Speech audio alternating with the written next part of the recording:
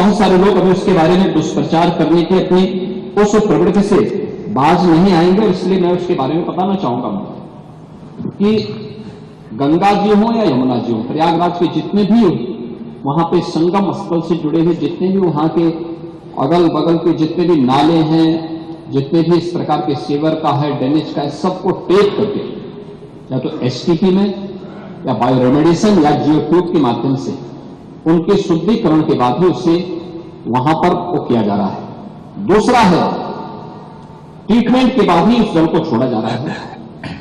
जल की शुद्धता के जो मानक होते हैं वह दो स्तर पर जांची जाती है। एक तो बीओडी स्तर पर, बायोलॉजिकल ऑक्सीजन डिमांड के रूप में, और दूसरा डीओ के रूप में, डिजॉल्व ऑक्सीजन के रूप में।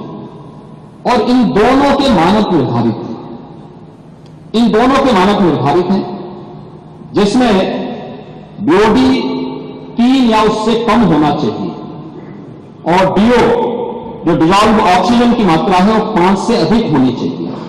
जल में स्नान करने के लिए जल की जो मात्रा होती है उसमें ये मात्रा इस रूप में होनी चाहिए।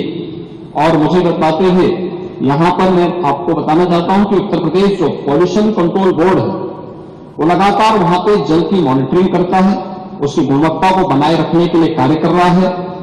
और आज की जो उनकी रिपोर्ट है संगम की, कि संगम और उसके आगे पीछे जो बीओडी है वो 3 या उससे कम है, और डिजॉल्व ऑक्सीजन की मात्रा ये 8 और 9 से अधिक पाई जा रही है। यानी संगम का जल स्नान करने लायक भी है और आचमन करने लायक भी है।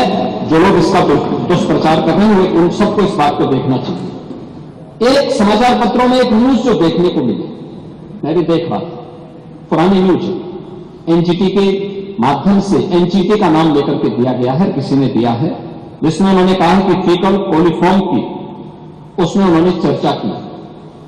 ये फीकल कोलिफॉर्म की जो मात्रा उन्होंने की है इसमें 2500 एमपीएम यानी मोस्ट प्रोबेबल नंबर, ये उससे उसका मापक माना गया है।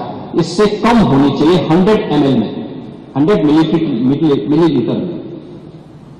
और इसके जो अलग अलग नमूने लिए गए फीकल कोलिफॉर्म के लिए, ये फीकल कोलिफॉर्म बढ़ने के बहुत सारे कारण हो सकते हैं। या तो कहीं सीरियस लीकेज है, या बहुत बार होता है कि भाई इस प्रकार की नदियां हैं, कोई वह चैनलाइज तो है नहीं,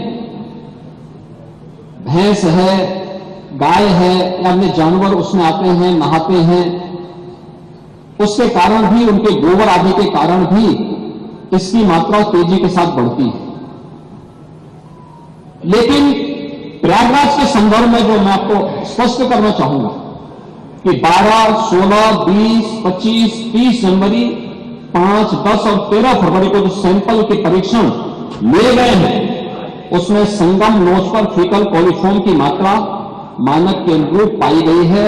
ये Uttar Pradesh pollution control board का है, जो 2500 एमपीएम प्रति 100 ml से कम पाई गई है। इसका मतलब जो दुष्प्रचार कर रहे हैं केवल कुंभ महाकुंभ को बदनाम करने की साजिश का हिस्सा है। और केंद्रीय प्रदूषण नियंत्रण बोर्ड में भी, जिनके नाम पर खबर है, उन्होंने भी 12, 13 या 15 जनवरी की रिपोर्ट में इसकी मात्रा को 2000 या उससे कम पाया, यानी 2500 से कम ही पाया है।